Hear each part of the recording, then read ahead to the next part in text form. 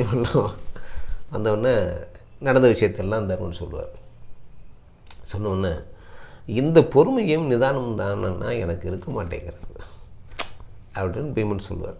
அப்போது இந்த அண்ணன் மேலே வந்து ஏன் அவர்களுக்கு இவ்வளவு அதிகமான ஒரு இவ்வளவு சக்கரவர்த்தியாக இருந்தார், எல்லாத்தையும் இழந்தாலும் ஒரு சத்தம் போட்டாலும் இந்த அண்ணன் கூடயே திரும்ப திரும்ப இவர்கள் எல்லாம் ஒட்டி வர்றதுக்கான காரணம் இந்த மாதிரியான தர்ம நெறிகளை கடைபிடிப்பது. இப்போ ஒரு வரம் கொடுப்பார் இல்லை சார்? யட்சன் வந்து ஒரு வரம் கொடுப்பார். ஆமாம், ஒரு வரம் கொடுப்பார். ஓகே. அதாவது போன எபிசோடில் நம்ம எப்படி முடிச்சிருந்தோம்னா, யட்சன் வரம் கொடுக்கறதோட நிறுத்தியிருந்தோம். தர்மன் வந்து எல்லா கேள்விக்கும் பதில் சொல்லி அதன் பிறகு அவர் நான் ஒரு வரம் உங்களுக்கு நான் கொடுக்குறேன், அந்த வரத்தின் மூலமாக நீங்கள் 12 வருடம் வனவாசம் முடிந்ததுக்கு பிறகு 1 வருடம் அஞ்ஞானவாசம் இருக்கும்போது மறைந்து வாழ்வதற்காக உங்களுடைய தோற்றத்தை யாரும் கண்டுபிடிக்காத அளவுக்கு இருக்கணும் அப்படிங்கிற ஒரு வரத்தை நான் உங்களுக்கு தரேன். இந்த வரத்தின் மூலமாக உங்களை யாரும் கண்டுபிடிக்க முடியாத அளவுக்கு, அடையாளம் கண்டுக்க முடியாது, அப்படி இருப்பீங்கன்னு சொல்லி அவர் அந்த வரத்தை கொடுக்குறாரு. இப்போ கொடுத்ததுக்கு பிறகு இவங்களுடைய வனவாசம் முடியுது. வனவாசம் முடிஞ்சதுன்னா ஒவ்வொருவரும் இப்போ நம்ம எங்கே போகலாம் அப்படின்னோடனே நமக்கு ஏற்ற நாடாக இருக்கிறது விராட நாடு, கொஞ்சம் நமக்கு சாதகமாக இருக்கக்கூடிய நாடாக இருக்கிறது.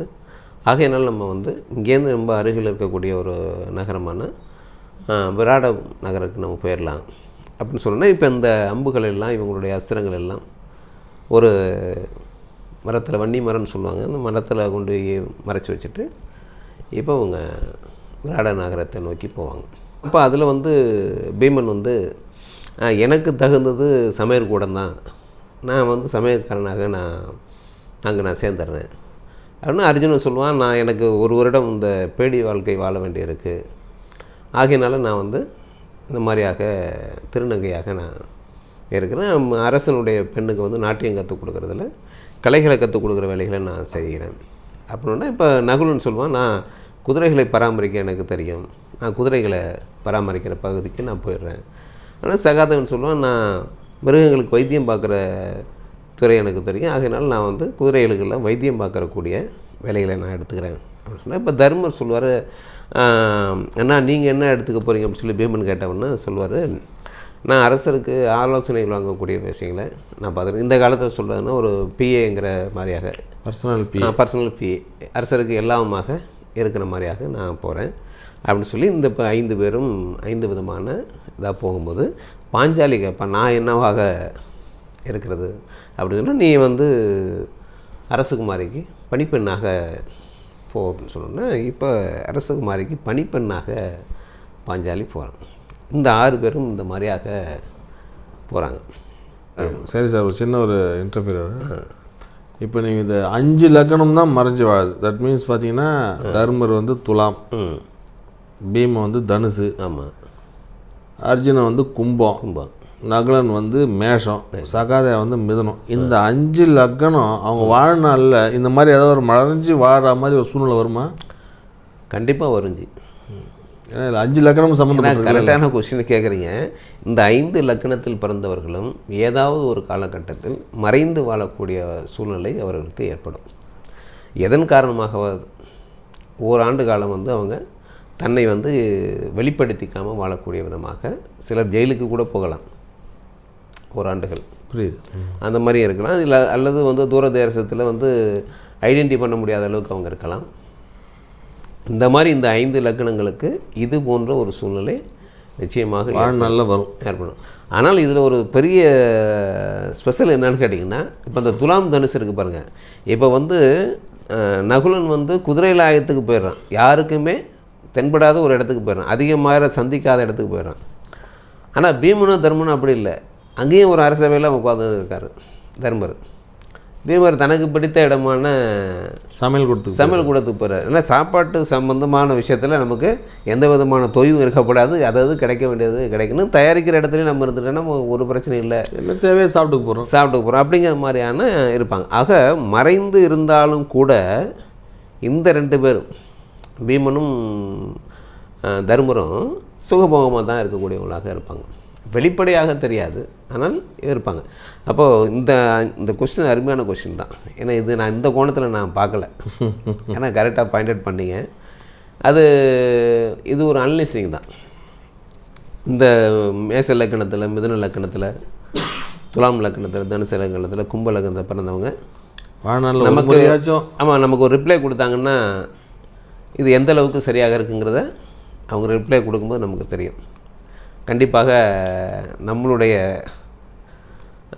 இந்த தொடரை பார்த்து கொண்டு இருக்கக்கூடியவங்க கண்டிப்பாக பதில் சொல்லுவாங்க, தங்களுடைய கருத்தை சொல்லுவாங்க, எடுத்துக்கலாம். நம்ம இப்போ இங்கே வாழ்கிறாங்க இல்லைங்களா, இந்த விராட நகரத்தில் இருக்காங்க இல்லைங்களா, போது அங்கே ஏதாவது ஒரு பிரச்சனை வரணும் இல்லையா.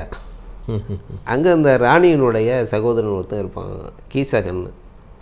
அவன் ரொம்ப நாள் தூரதர்சனம் போய்ட்டு திடீர்னு என்ட்ரி ஆகிடுவான். என்ட்ரி ஆனவுடனே பார்த்திங்கன்னா பாஞ்சாலியை பார்த்தவொன்னே அவனுக்கு பெற ஆனந்தமாக இருக்கும். ஏன்னா ஒரு இயல்பாக ஒரு ராஜகுமாரி இல்லையா, இவனோட வேலைக்காரி இளவரசியோட அழகாக இருக்கா அப்படிங்கிற மாதிரி அவளை அடைஞ்சே திருணுங்கிற மாதிரியே முடிவு வந்துடுறான். முடிவு பண்ணி அவளை பலவிதமான டார்ச்சர் கொடுக்குறான். டார்ச்சர் கொடுத்தோன்னா இப்போ தர்மர்கிட்ட சொல்லுவாள்.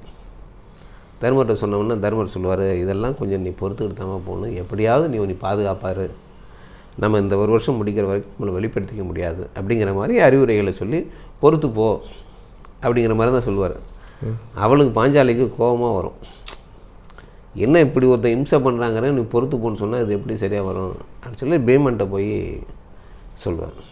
பீமன் தான் பெண்கள் மேலே ரொம்ப, அதுவும் பாஞ்சாலி மேலே அவருக்கு அபரிதமான பாசமும் காதலும் உண்டு. அப்போ என்ன சொல்லுவார், இன்றைக்கி நைட் நான் வரேன்னு சொல்லு, குறிப்பிட்ட இடத்துக்கு நீ கூட்டிகிட்டு வந்துடுறாள், நான் பார்த்துக்கிறேன் அப்படின்னு சொல்லி. இப்போ பாஞ்சாலி திடீர்னு கீசகன் மேலே, எனக்கு உங்கள் மேலே விருப்பமாக தான் இருக்குது, வாங்க இன்றைக்கி நைட்டு குறிப்பிட்ட இடத்துக்கு வாங்கன்னு சொன்னோடனே அங்கே பீமன் இருப்பார். இருந்து அடித்து தோஷம் பண்ணி கீசகனை ஃபினிஷே பண்ணிவிடுவார். ஏன்னா ஏற்கனவே பல அரக்கர்களை, பல ஆட்களை ஒரு தோஷம் பண்ணதுனால இதெல்லாம் ரொம்ப கீசகனெல்லாம் ரொம்ப சர்வசாதாரணமாக பண்ணி முடித்தோன்னா இது ஒரு பெரிய சலசலப்பாக இருக்குது. யாருப்பா அப்படி ஒருத்தன் கொன்னது, யாரும் தெரியாது, யார் பண்ணதுன்னு தெரியாது. ஆனால் இது அஸ்னாபுரத்தில் இருக்கிற துரியோதனனுக்கு செய்தி வரும், இந்த மாதிரி கீசகன் இறந்து போயிட்டான் விராட நாட்டில் அப்படின்னோடனே ஒரு சந்தேகம் வந்துடும். பக்கத்துலேயே சகுனி இருக்கார் இல்லையா, அவருக்கு அப்போ என்ன மாமா இந்த மாதிரி கீசகனை ஒருத்தன் கொண்டுட்டானா அவனை அவ்வளோ ஈஸியாக கொல்ல முடியாது, அவ்வளோ பலசாலி யாரும் இல்லை எனக்கு தெரிஞ்சு இல்லையா. அப்போது ஒருவேளை பாண்டவர்கள் அங்கே இருக்கலாமோ அப்படின்னு கேட்டவுடனே, கேட்டு தெரிஞ்சிருவோம், அவர் குருவார் துரோணர் இருக்கார் இல்லையா அப்படின்னு சொல்லி உடனே 2 பேரும் துரோணர் இருக்கிற இடத்துக்கு போய் பாராட்டுனா பாராட்டு, அப்படி ஒரு பாராட்டை பண்ணி விருந்தோம்பல்லாம் செஞ்சு அவரை மகிழ்விச்சு, அவர் என்ன கேட்டாலும் கொடுக்குற ரேஞ்சுக்கு அவரை என்ன கேட்டாலும் சொல்கிற அளவுக்கு அவரை தயார்படுத்திடுறாங்க. ஏன்னா கொஞ்சம் பெருமைப்படுத்தினா குருக்களை எப்பவுமே என்னென்னா ஒரு கொஞ்சம் பெருமையை விரும்பக்கூடியவங்களாக இருப்பாங்க.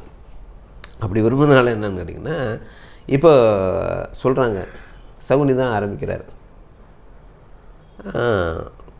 குருவே பாண்டவர்களை நினச்சா எனக்கு ரொம்ப கஷ்டமாக இருக்குது, எங்கே இருக்காங்கன்னு தெரியல,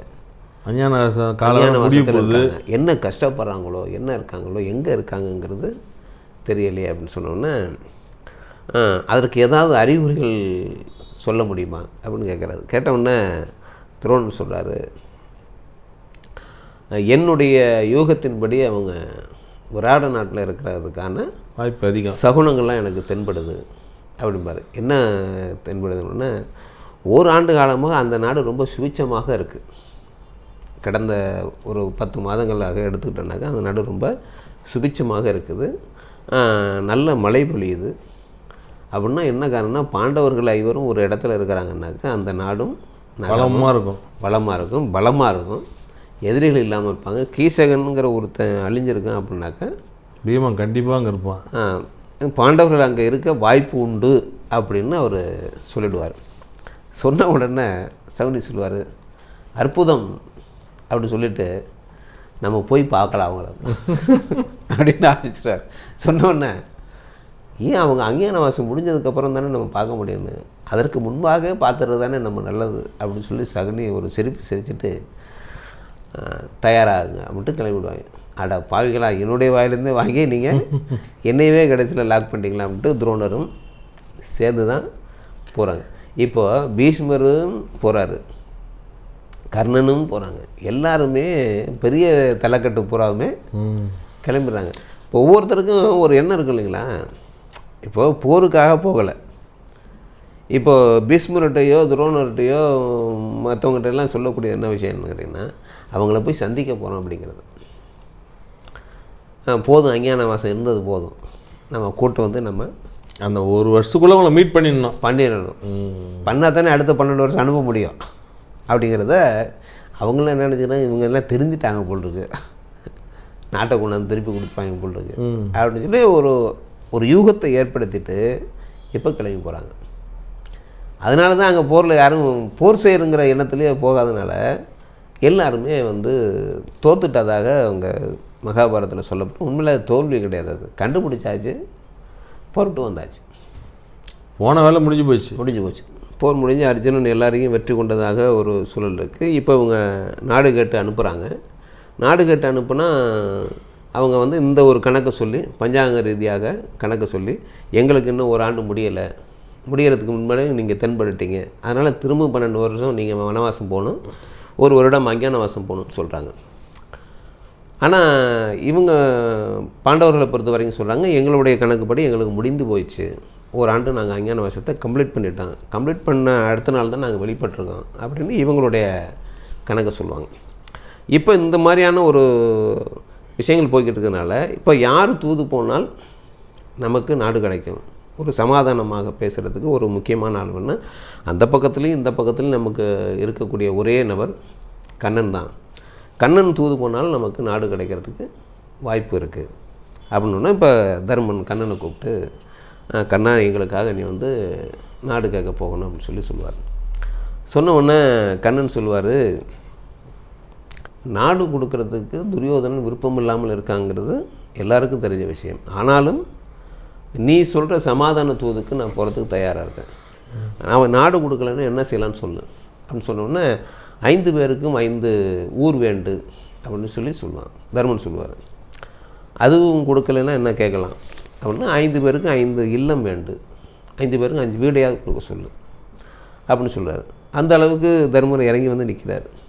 எப்படியே போனால் 5 பேருக்கும் 5 திண்ணையை கொடு கேட்குற அளவுக்கு தர்மன் இருக்கார் அப்படிங்கிறது. சரி தர்மா, உன்னுடைய அபிப்பிராயத்தை நீ சொல்லிட்ட, மற்றவங்களுடைய அபிப்பிராயத்தை நான் தெரிஞ்சுக்கிட்டு நான் என்னுடைய முடிவை நான் எடுக்கிறேன் அப்படின்னு சொல்லி கண்ணன் வந்து இப்போ ஒவ்வொருத்தரையும் தனித்தனியாக சந்திக்கிறதுக்கு போவார் கண்ணன். அப்படி பீமன்கிட்ட போய் கேட்பார், பீமா உன்னுடைய கருத்து என்ன, சமாதானமா போரா, உன்னுடைய கருத்தை சொல்லு அப்படின்னு சொன்னோன்னே இப்போ பீமன் சொல்லுவார், கண்ணா நம்மளை பார்த்து பயப்பட வேண்டிய 5 விஷயங்கள் இருக்குது நம்மகிட்ட, அதை பார்த்து அவன் பயந்து நாடு கொடுத்துருக்கணும், அதை பார்த்து அவன் பயந்து நாடு கொடுக்காதுன்ற போய் நீ தூது போய் அவன்கிட்ட நாட்டை எப்படி பெற முடியும், கொடுக்க மாட்டான், அதனால் போக வேண்டாம் கண்ணா, நம்ம நேரடியாக போருங்கிற விஷயத்தை இறங்கிடும் அப்படி சொன்னோடனே கண்ணன் கேட்பார், என்ன நம்மளை பார்த்து 5 விஷயத்துக்கு அவன் பயப்படணும் அப்படின்னு கேட்பார். கேட்டவன்னு சொல்லுவார், பீமன் சொல்லுவார், தன் வலிமை, துணை வலிமை, இணை வலிமை, கற்பு வலிமை, தெய்வ வலிமை ஆகிய 5 நம்மளிடம் இருக்குது. இந்த 5 பார்த்து அவன் பயந்து நாடு கொடுத்துருக்கணும், இது கொடுக்காமல் ஒருத்தர் இருக்கிறாங்க போது அவனோட சமாதானம் பேசுகிறதுல எந்த விதமான பிரயோஜனம் இல்லை அப்படின்னு சொன்னோன்னே, எனக்கு விளக்கமாக சொல்லு அப்படின்னு சொல்லி கண்ணன் கேட்பார்.